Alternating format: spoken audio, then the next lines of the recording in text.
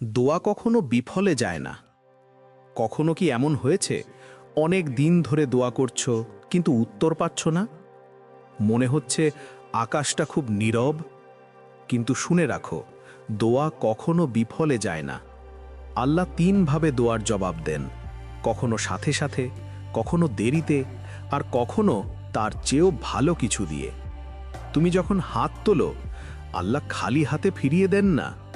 হয়তো তুমি যেটা চাও সেটা তোমার জন্য ঠিক সময় নয়, কিন্তু আল্লাহ জানেন কোনটা তোমার জন্য সবচেয়ে ভালো।